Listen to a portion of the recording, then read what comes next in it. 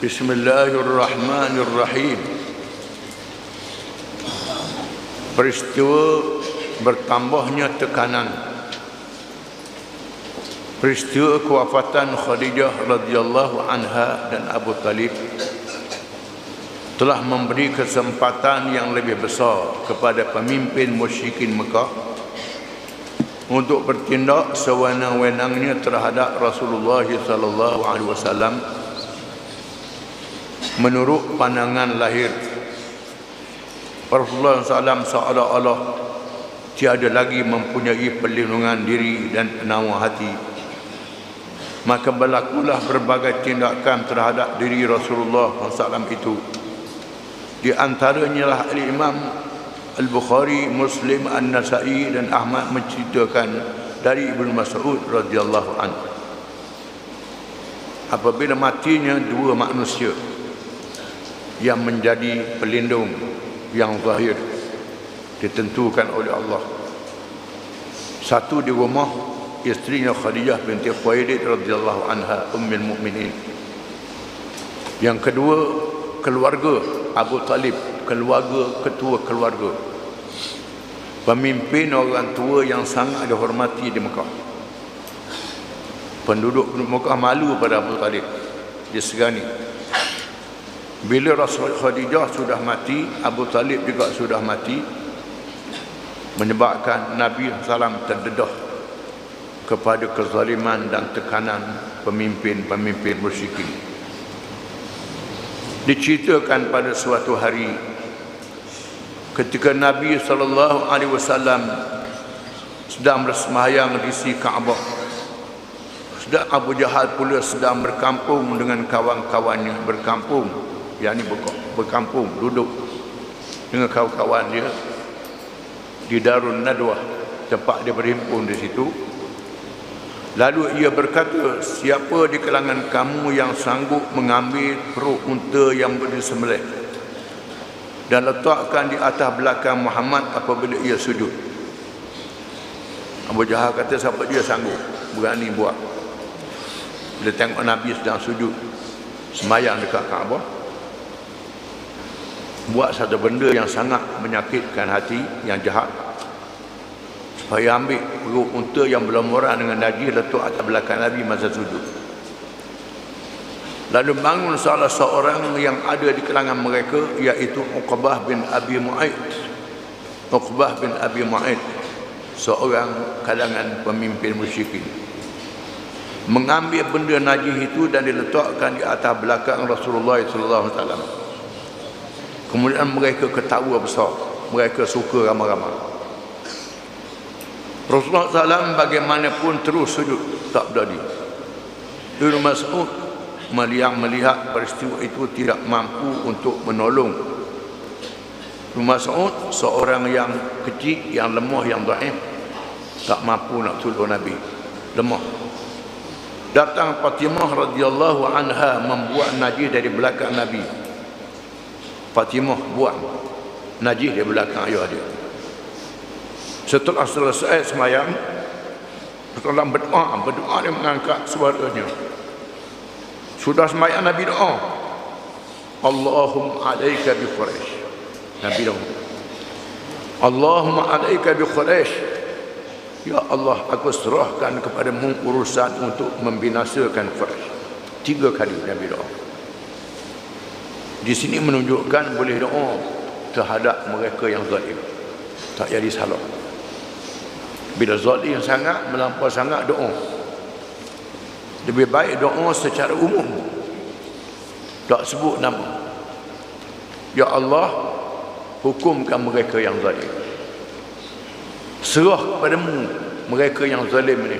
Ikut padamu lah nak buat apa-apa, wahai Tuhan. Allahumma alaika bi Quraisy. Ya Allah, aku serahkan kepadamu urusan untuk membinasakan Quraisy. Kabilah dia sendiri, kaum dia sendiri yang sangat zalim. Tiba-tiba mereka yang sedang ketawa besar itu terdiam kerana takutkan doa itu.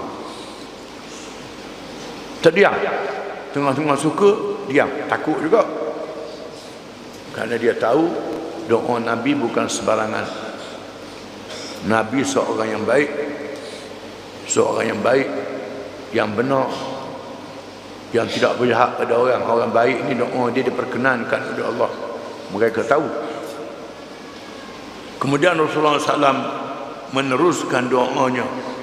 Lepas tu doa dengan sebut nama, Allahumma alaika bi Abi Jahl bin Hisham wa Utbah bin Rabi'ah wa Syaibah bin Rabi'ah wal Walid bin Utbah wa Umayyah bin Khalaf wa Uqbah bin Abi Mu'aid. Dia sebut nama. Ya Allah, aku suruh padamu Abu Jahal, Utbah bin Rabi'ah, Syaibah bin Rabi'ah, Al-Walid bin Utbah, Umayyah bin Khalaf, Uqbah bin Abi Mu'aid. Ini masuk dalam doa Nabi. Allah Ta'ala tak terus panah litak masa tu, tak terus mati masa tu, tidak. Dia beri tempoh. Mereka ni keseluruhannya dibunuh dalam perang Badar. Dibunuh dalam perang Badar dalam keadaan hina. Selepas beberapa tahun dibunuh dalam perang Badar. Allah Ta'ala beri peluang untuk mereka bertaubat. Kalau degil juga, tiba masanya Allah Ta'ala hukum mereka.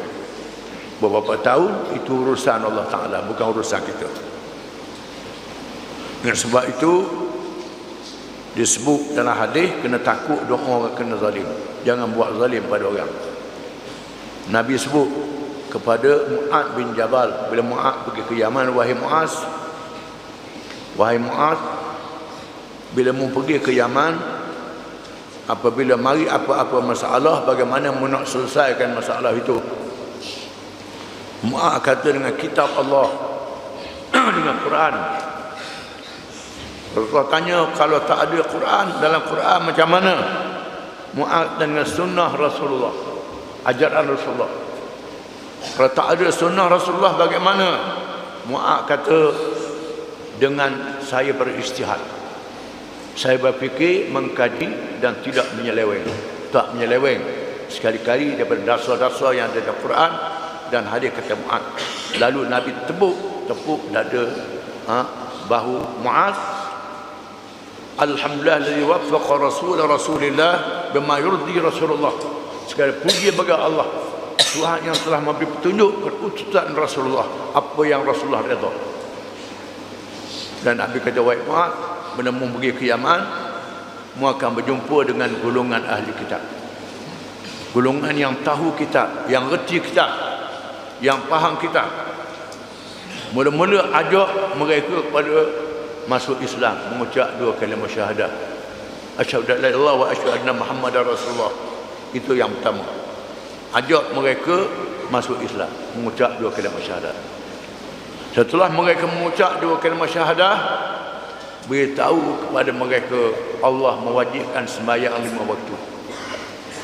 Beritahu Allah mewajibkan sembahyang 5 waktu. Itu yang kedua. Beritahu Allah mewajibkan sembahyang 5 waktu.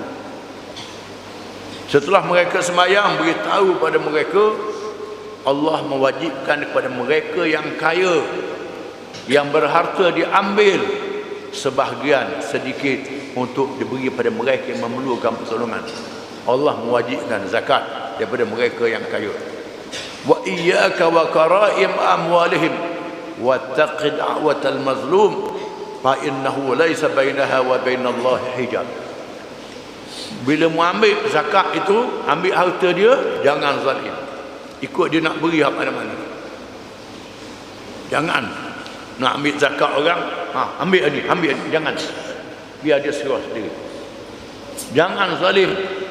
Takut doa orang yang kena zalim, kerana tidak ada hijab, tak ada dinding di antara doa orang yang kena zalim dengan Allah Ta'ala. Kerana doa kena zalim, Allah Ta'ala terima serta-merta. Jangan buat main. Sebab itu jangan buat zalim, walaupun terhadap orang kafir, tak boleh. Terhadap siapa jangan buat mudah buat zalim pada orang. Kerana doa orang yang kena zalim ini Tuhan terima dengan mudah. Ini dalam bab ini orang kafir pun tahu juga, bukan saja orang Islam.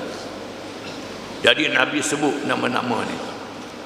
Seterusnya Ibnu Mas'ud bersumpah, demi Allah yang diriku berada dalam genggamannya, kesemua yang disebut namanya terbunuh di dalam peperangan Badar. Semua mereka ni dibunuh dalam peperangan Badar, dicampur mayat mereka dalam telaga buruk dalam keadaan hina. Ibnu Ishaq menceritakan, setelah meninggalnya Abu Talib, orang-orang Quraisy dapat melakukan ancaman dan penindasan terhadap Rasulullah SAW, terutamanya mengenai apa yang tidak dapat dilakukan di masa adanya Abu Talib. Pernah berlaku pada Rasulullah SAW disimbah dengan tanah. Salah seorang dari kalangan puteri baginda membersihkan kepadanya dari tanah sambil menangis. Dia simbah pekong dengan tanah pada Nabi SAW. Lalu salah seorang anaknya, iaitu Fatimah Zahra ataupun anak yang lain, sapu tanah dari muka ayah dia, menangis. Rasulullah bersabda, Rasulullah kata, la tabki ya bunayyah fa inna Allah mani'un abak. Janganlah menangis wahai anak kesayanganku, sesungguhnya Allah pasti melindungi ayahmu. Jangan takut, Allah Ta'ala melindungi. Tak apa, jangan takut. Dia simbah tanah, kena tanah, tapi Allah Ta'ala akan melindungi. Mereka tak boleh nak buat apa-apa, sekadar simbah tanah je, dekat tanah muka je. Tak boleh nak, dia tak boleh nak buat apa. Macam Allah Ta'ala buat pada Nabi Musa AS dan Nabi Harun, pergi berjumpa dengan Fir'aun yang sangat zalim, berlawan dengan Fir'aun. Bila masa Allah Ta'ala nak beri perlindungan, Fir'aun tak siapa, tentera Fir'aun tak siapa, dengan pertolongan Allah Subhanahu Wa Ta'ala. Allah Ta'ala tolong, kecuali bila Nabi-Nabi itu Allah Ta'ala nak panggil berjumpa dengan dia, maka dia matikan. Ada Nabi yang dibunuh, bunuh dia sembelih, bunuh dipancung, bunuh dibakar, bunuh dikurung dan telaga letak batu besar, macam-macam batu besar di atas, macam-macam cerita dalam Quran, dalam hadis, kisah-kisah Nabi-Nabi. Ada yang dibunuh bila Allah Ta'ala panggil mereka ke alam barzakh. Ada antara mereka yang Allah Ta'ala nak teruskan perjuangan dia, tak siapa, buat macam mana pun tak siapa, tak boleh binasakan dia. Di mana Nabi kita SAW kutu oleh Allah untuk seluruh manusia, maka Allah Ta'ala tak izin. Berhubung dengan peristiwa yang berlaku ke atas dirinya, Rasulullah SAW bersabda, orang-orang Quraisy tidaklah dapat melakukan sesuatu yang buruk terhadapku sehingga meninggalnya Abu Talib.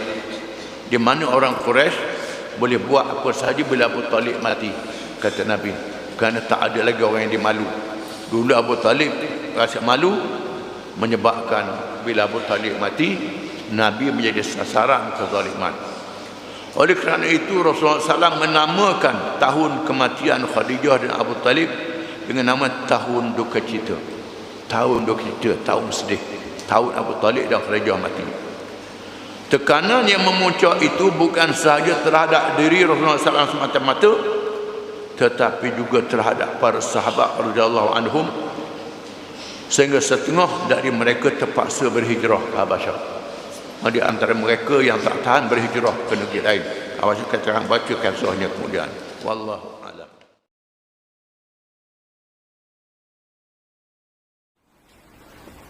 Bismillahirrahmanirrahim. Dakwah Islam menembusi keluar Mekah. Apabila pemimpin Mekah dan pengikut-pengikutnya yang kafir menentang Islam dengan cara yang lebih keras selepas wafatnya Khadijah radhiyallahu anha dan matinya Abu Talib. Bila mereka dapat peluang untuk melakukan apa-apa kezaliman yang mereka nak terhadap Rasulullah SAW, kerana dua orang yang disegani sudah tidak ada lagi, maka berlakulah memuncaknya kezaliman. Islam dikepung, walaupun dikepung, kepungan tembus. Islam cahaya Allah Ta'ala, tak boleh dikepung. banyak cahaya matahari lah. Awan nak kepung tak ada apa, tembus. Tak gelap langsung. Akan ada ruang tubik cahayanya. Tidak selama-lamanya malam. Ada siang. Di mana dakwah menembusi kepungan di Mekah. Keluar. Tekanan dan kezaliman yang memuncak menambahkan iman. Menguatkan amal dan jihad orang-orang Islam. Rasulullah sallallahu alaihi wasallam juga telah keluar menuju ke Taif dengan ditemani oleh Zaid bin Harithah radhiyallahu anhu dengan berjalan kaki sejauh 50 batu. Peristiwa bersyarah ini berlaku pada bulan Syawal tahun yang ke-10 selepas nubuah, selepas dilantik menjadi nabi, bersamaan akhir bulan Mi atau awal bulan Jun tahun 1619 Masehi. Setiap kabilah yang ditemui di tengah jalan diajak kepada Islam, tetapi tiada satu pun yang menerimanya. Dalam perjalanan ke Taif sejauh 50 batu. 50 batu jauhnya perjalanan. Mana-mana kabilah yang ditemu di tengah jalan diajak masuk Islam. Di mana Nabi SAW ditemani oleh anak angkatnya Zaid bin Harithah radhiyallahu anhu. Di antara yang awal masuk Islam, mula-mula masuk Islam Khadijah, lepas Khadijah Sayyidina Ali, lepas Sayyidina Ali Zaid bin Harithah, lepas tu baru Abu Bakar. Kerana Zaid duduk di rumah Nabi SAW jadi anak angkat. Sayyidina Ali duduk di rumah isteri paling dekat dengan dia. Nabi ajak Zaid teman pergi ke Taif untuk menyampaikan dakwah ke Taif dengan harapan penduduk Taif akan masuk Islam. Taif penduduk terbesarnya Bani Saqif, kabilah Saqif. Apabila sampai di Taif, pertama-tamanya Rasulullah SAW menemui 3 bersaudara yang menjadi pemimpin Bani Saqif, yaitu Abdul Yalil, Mas'ud dan Habib bin Amir As-Saqafi. Rasulullah SAW mengajak mereka kepada Islam dan sama-sama memberi pertolongan untuk menegakkannya. Saudara yang pertama menjawab sambil mengoyak ke lambu Kaabah, "Aku tidak percaya walaupun kamu diutus oleh Allah," kata dia. Orang yang pertama, iaitulah Abdul Yadil. Hak besar sekali. Aku tak percaya walaupun Tuhan latihmu, aku tak percaya juga. Lebih kerah pada penduduk Mekah lagi. Yang keduanya menjawab, "Tidak ada orang lain daripada kamu kah yang layak Allah pilih menjadi Rasul?" Tak ada orang lain yang layak padamu jadi Rasul. Jawab main-main, mempersendakan Nabi SAW. Manakala yang ketiga menjawab, "Demi Allah, aku tidak mahu bercakap dengannya. Kiranya kamu bersungguh-sungguh seorang Rasul, maka sangat berbahaya aku menjawab cakapmu. Dan kalau kamu berbohong terhadap Allah, maka tidak perlu aku bercakap denganmu. Kalau Allah latih pun aku tak boleh ikut. Kalau Allah tak latihmu bohong, aku tak boleh ikut juga." Ini keras. Rasulullah SAW pun beredar dari mereka dan berkata, "Jika kamu telah melakukan apa yang kamu lakukan itu, tetapi diamlah sekadar itu sahaja. Yani janganlah lakukan lebih dari itu terhadapku." Kalau mendegil begitu, senyap dah rasa cakap apa lah, Nabi kata. Rasulullah SAW tinggal di Taif selama 10 hari. 10 hari duduk di Taif. Semua pemimpin Taif ditemui dan dinyatakan tentang Islam. Tetapi kesemuanya memberi jawapan, "Keluarlah dari negeri kami. Keluar, jangan duduk sini." Halau Nabi di Taif lebih kerah daripada penduduk Mekah lagi. Bukan sekadar itu, mereka mengerahkan pula hamba-hamba abdi mereka dan orang-orang yang bodoh mengerumuni Nabi dengan memaki hamun di kiri kanan jalan yang dilalui oleh Nabi SAW. Ke orang suruh tunggu tengah jalan, sawak, membohongi Nabi, menghina Nabi SAW. Di samping meneruskan maki hamun, mereka melontar batu ke arah Rasulullah dan merejam orak ketingnya, betisnya, sehingga kedua-dua kasutnya dibasahi darah. Lontar keting, pekong, sehingga dua kasut Nabi berdarah. Zaid bin Harithah radhiyallahu anhu yang cuba melindungi Nabi telah berdarah kepalanya. Zaid berdarah kepala Zaid, berlambang darah. Mereka berdua terus diserang sehinggalah sampai ke kawasan kebun anggur kepunyaan Utbah dan Syaibah bin Rabi'ah yang jaraknya 3 batu dari Taif. Utbah bin Syaibah ni pemimpin Mekah, hak kafir, tadi anak beranak Nabi. Nabi pergilah di kebun Utbah dan Syaibah bin Rabi'ah, anak beranak dia, hak Mekah, pergi kebun kerana anak beranak dia walaupun kafir. Hak ni pun jahat juga, tapi tak seteruk hak Taif ni. Lalu Rasulullah SAW berhenti di kebun tersebut sambil bersandar di temboknya dan berteduh di bawah pohon pot anggur. Di situlah berlakunya munajat yang masyhur. Berlaku doa yang masyhur munajat. Dipanjatkan kepada Allah Subhanahu wa taala dengan sepenuh perasaan yang ada di hati, menggambarkan betapa sedih dan duka citanya Rasulullah sallallahu alaihi wasallam menghadapi keadaan yang berlaku, betapa bulatnya hati terhadap Allah. Rasulullah SAW berdoa, Allahumma ilaika, tu maqalat, tu buang, potong. Baris pertama tu bukan doa tu, itu termasuk tu salah tu. Baris yang pertama tu buang. Allahumma ilaika ashku dha'fa quwwati wa qillata hilati wa hawani 'ala an-nas ya arhamar rahimin, anta rabbul mustad'afin wa anta rabbi, ila man takiluni, ila ba'idin yatajahamuni, am ila aduwin malaktahu amri, illam yakun bika alayya ghadabun fala ubali, walakin afiyatuka hiya awsa'u li, a'udzu bi nuri wajhika alladhi ashraqat lahu adh-dhulumat وصلح عليه أمر الدنيا والآخرة. الله أعوذ بنور وجهك الذي أشرقت له الظلمات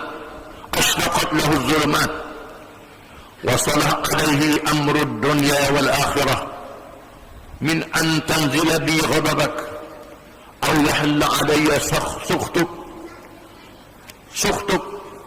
Itu baik betul.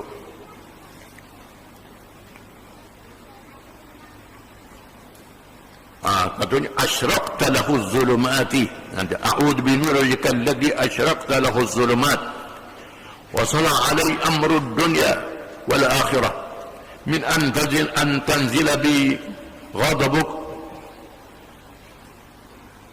aw yahilla 'alayya sukhtuk lakal 'utba hatta tarda wa la hawla wa la quwwata illa bik.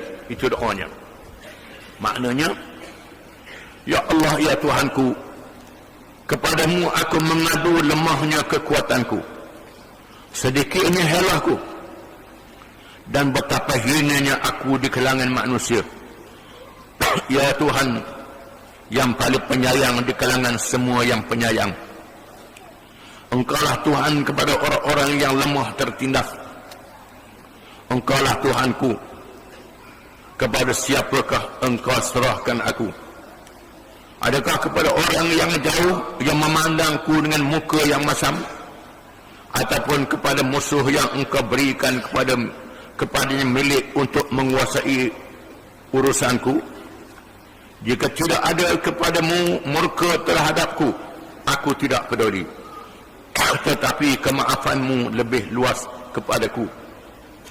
Aku berlindung dengan cahaya wajahmu yang telah engkau pancarkan ke arah segala kegelapan. Menjadi baiklah di atasnya segala urusan dunia dan akhirat. Aku berlindung daripada turunnya ke atasku murkamu, atau berlakunya ke atasku murkamu.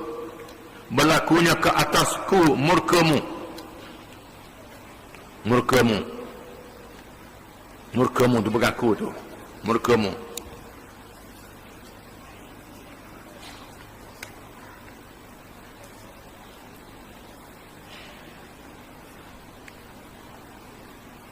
Murkamu kepadaku. Pengaduan yang sungguh-sungguh sehingga mencapai keradaanmu. Tiada daya dan upaya malaikat dengan pertolonganmu. Doa ini menunjukkan Nabi takut Tuhan murka, dia tak jalankan tugas dia. Bukan doa suruh turun bala. Menunjukkan ketinggian kesabaran Nabi kita Muhammad SAW mengatasi nabi-nabi yang lain, mengatasi rasul-rasul yang lain, kalangan rasul ulul azmi, Nabi Nuh, Nabi Ibrahim, Nabi Musa, Nabi Isa alaihi wassalam. Semua mereka berdoa juga. Allah turunkan bala yang umum pada musuh-musuh mereka. Nabi dia doa khusus, umum. Ada juga doa yang kita baca dulu. Tapi tidaklah sekeras doa sekadar minta beri pengajaran. Doa dia taif ini, Nabi doa minta supaya Allah tak ampunkan dia. Takut dia belum lagi menjalankan tugas. Padahal tubuh sudah berlonggaran dengan darah. Rasa tak jalan tugas lagi. Ini ketinggian peribadi Nabi kita Muhammad SAW berhadapan dengan Allah Ta'ala.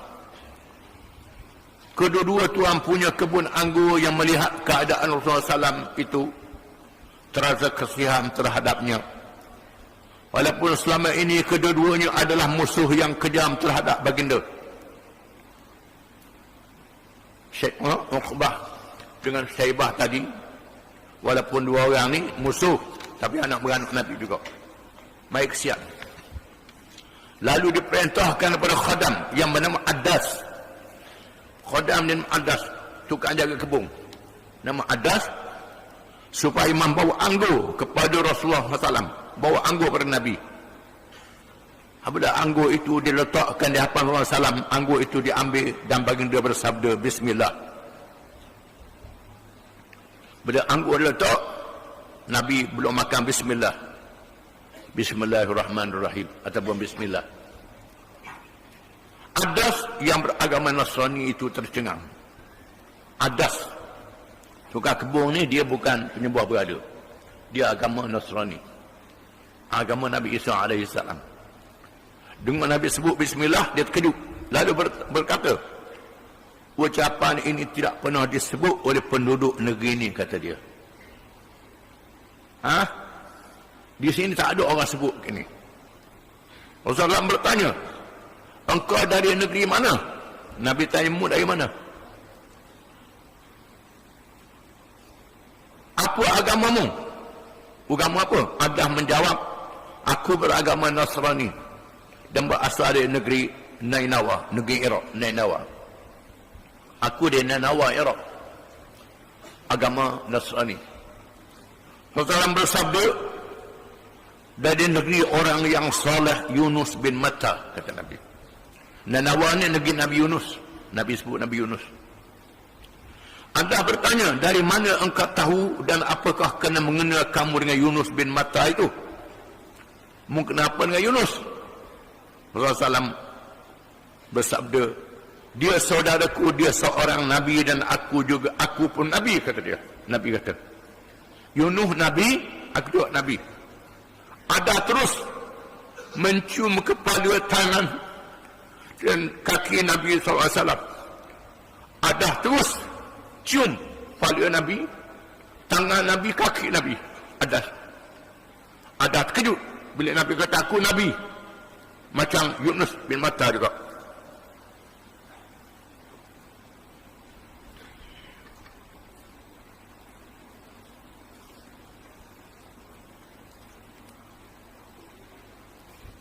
Kedua-dua tuan punya kebun yang melihat telatah khadamnya bercakap sesama mereka. Lalu tuan kebun, orang Mekah tadi, Utbah dan Syaibah bin Rabi'ah, tengok tukang kebun dia cium tangan Nabi, jaga-jaga hamba-Mu pula dapat dirosakkannya. Sudah dah ikut dia dah. Setelah Adas datang, mereka pun bertanya, apakah yang kamu lakukan? Adas menjawab, wahai Tuan, tiada di atas muka bumi ini yang lebih baik dari lelaki ini, kata Adas.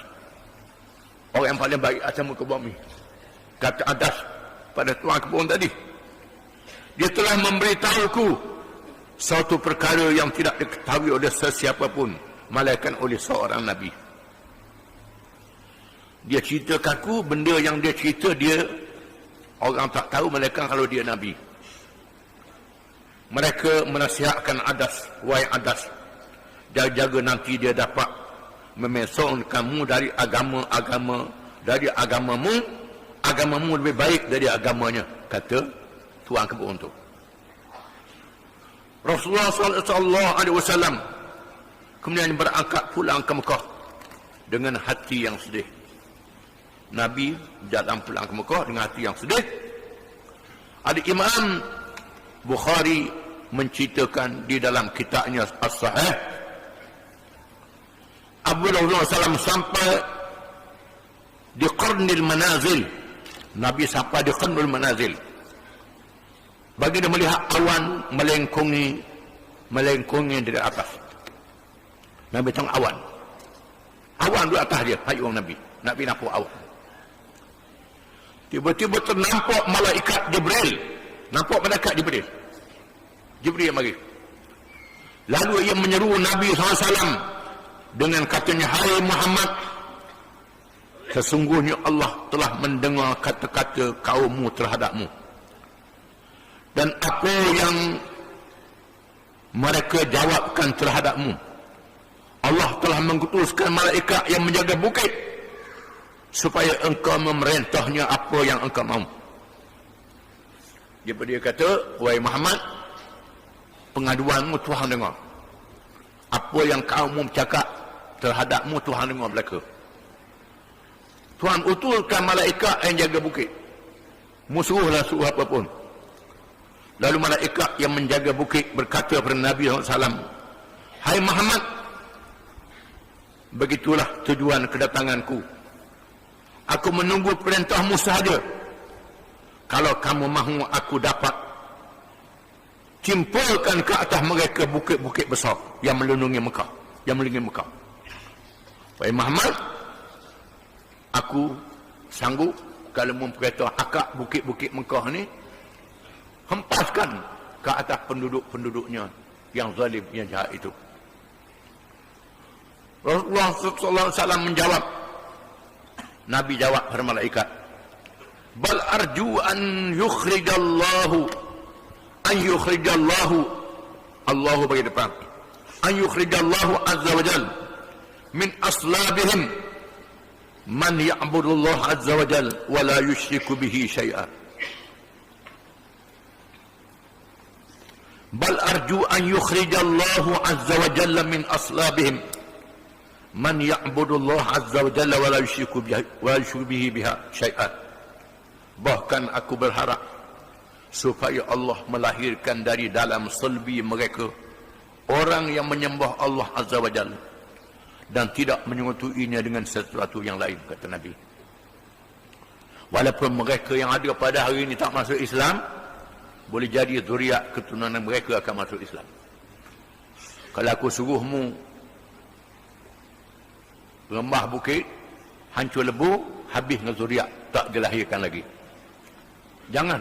Nabi kata, walaupun mereka yang ada pada hari ini sangat jahat, sangat zalim, boleh jadi zuriat keturunan mereka akan masuk Islam. Itulah hakikatnya. Hakikatnya anak cucu mereka masuk Islam dan berjuang Islam pada akhirnya.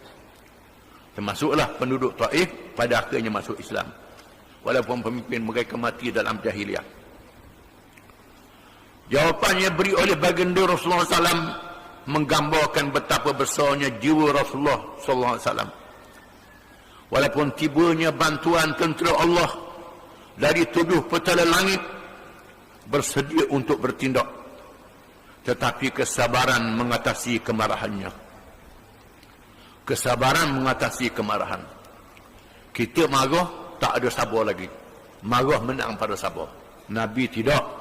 Sabar menang pada marah. Ini sifat yang mulia yang ada pada Nabi SAW. Harapan untuk menyelamatkan manusia dari kesesatan tidak boleh dipadamkan oleh lontaran batu dan darah yang membasahi sepatunya. Pandangan yang sangat jauh yang diambil kira oleh baginda sallallahu alaihi wasallam bukannya kezaliman yang dilakukan ke atas dirinya, tetapi baginda mengadu kepada Allah, sama ada ia diradai atau dimurkai.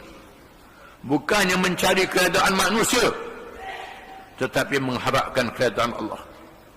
Apa yang didakwah oleh Rasulullah SAW bukan sekadar untuk sehari dua, tetapi memandang dakwah itu sehingga keturunan yang akan datang.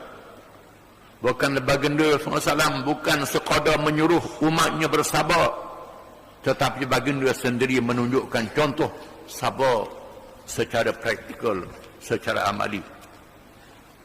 Bukan saya Nabi suruh umat dia sabar, Nabi sendiri pun sabar. Dalam peristiwa yang berlaku, Zaid bin Harithah radhiyallahu anhu menunjukkan contoh sahabat yang setia. Tidak sekadar menjadi teman bercakap, tetapi sahabat seperjuangan. Juga sebagai pengikut yang bersedia menjadikan dirinya perisai untuk mempertahankan Rasulullah SAW semengalir darah dari kepalanya.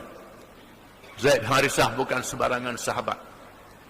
Sahabat yang sanggup mati melindungi Rasulullah SAW sehingga kepala dia berdarah. Nabi berdarah kaki je, Zaid bin Harithah berdarah kepala. Zaid bin Harithah dia beri kelebihan mati syahid dalam perang Mu'tah. Kita akan baca kemudian. Anak adik Usamah jadi cucu angkat Nabi SAW yang Nabi sangat sayang. Usamah bin Zaid, sehingga kalau Nabi naik unta, naik kuda, Nabi letak di belakang, gendong Usamah naik sekali dengan dia. Mereka berdua terus berjalan pulang ke Mekah. Apabila sampai di lembah Nakhlah yang subur dengan tumbuh-tumbuhan dan mempunyai air, mereka bersinggah di situ untuk beberapa hari. Rasulullah SAW dikunjungi oleh rombongan jin. Tanpa dia sedarinya perkara ini diceritakan oleh Allah dengan firman-Nya. Nabi berhenti di Nakhlah, di situ berehat, bukan tak rehat langsung, berhenti rehat di Nakhlah. Sebelum balik ke Mekah, beberapa hari duduk di Nakhlah. Sedang Nabi bersemayang dengan Zaid bin Harithah, lalu rombongan jin. Nabi tak tahu jin makhluk gaib. Nabi tak nampak. Turun wahyu menceritakan jin datang. Firman Allah Ta'ala, wa israfna ilaika nafaran minal jin yastami'una al-Quran falamma hadaruhu qalu wa amsitu falamma qudiya wallaw ila qaumihim munzirin qalu ya qaumana inna sami'na kitaban unzila min ba'di Musa musaddiqan lima bayna yadayhi يهدي إلى الحق وإلى طريق مستقيم يا قومنا أجيبوا داعي الله وآمنوا به يغفر لكم من ذنوبكم ويجركم من عذاب أليم. Maksudnya, dan ingatlah suratul Ahqaf, dan ingatlah ketika kami hadapkan ke serombongan jin kepadamu yang mendengar Al-Quran, maka tatkala mereka mengakhiri pembacaan, lalu mereka berkata, dan tatkala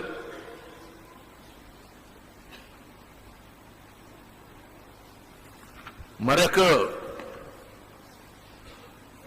menghadiri pembacaan lalu mereka berkata, diamlah kamu untuk mendengarnya. Ketua mereka kata diam. Ketua mereka diam, dengar apa membaca. Ketika pembacaan telah selesai, mereka kembali pada kaum mereka untuk memberi peringatan. Mereka berkata, hai kaum kami, sesungguhnya kami telah mendengar kitab Al-Quran yang telah diturunkan sesudah Musa yang membenarkan kitab-kitab sebelumnya, lagi memimpin kepada kebenaran dan kepada jalan yang lurus. Hai kaum kami, terimalah seruan orang-orang yang menyeru kepada Allah dan berimanlah kepadanya. Nescaya Allah akan mengampuni dosa-dosa kamu dan melepaskan kamu dari azab yang pedih. Ayat ini menunjukkan jin ini menganut agama Yahudi, agama Nabi Musa alaihissalam, agama kitab Taurat. Mereka mengatakan kitab yang macam kitab Nabi Musa. Ini kitab baru diturunkan oleh Allah. Beriman. Firman Allah Subhanahu wa taala, "Qul uhiya ilayya annahu istama'a nafarun minal jin faqalu inna sami'na Qur'anan 'ajaba yahdi ila ar-rusydi fa amanna bih wa lan nusyrika bi rabbina ahada." Katakanlah wahai Muhammad, telah diwahyukan kepadaku bahawasanya telah mendengar sekumpulan jin akan Quran. Lalu mereka berkata, sesungguhnya kami telah mendengarkan Al-Quran yang menakjubkan, yang memberi petunjuk kepada jalan yang benar. Lalu kami beriman kepadanya dan kami tidak sekali-kali akan mempersekutukan seorang pun dengan Tuhan kami. Mengikut riwayatnya, jin juga bertemu dalam Nabi balik daripada Uqas. Ini balik bertaif. Ini dua ayat yang berlainan, mungkin peristiwa yang berlain. Wallahu alam. Setelah jin dapat merasai perkara yang menggerun, menakutkan mereka, kerana selama ini mereka boleh mencuri rahsia-rahsia langit. Rahsia langit mereka dapat curi.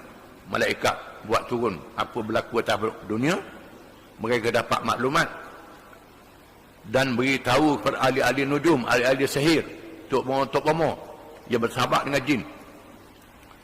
Selepas lahirnya Nabi Muhammad SAW, ditutup pintu langit, tak dapat maklumat lagi. Pasal apa ni? Mereka pergi ke seluruh pelosok dunia. Apa sebab berlaku ni? Akhirnya mereka bertemu dengan Nabi SAW yang bersemayam baca Quran. Nabi tak nampak mereka. Allah Ta'ala menceritakan. Kemudian mereka datang berjumpa dalam keadaan Allah Ta'ala buka hijab, Nabi nampak mereka. Ini peristiwa yang terkenal dalam kitab-kitab tafsir. Peristiwa tanya itu adalah suatu pertolongan Allah Subhanahu wa Ta'ala. Wallahu a'lam.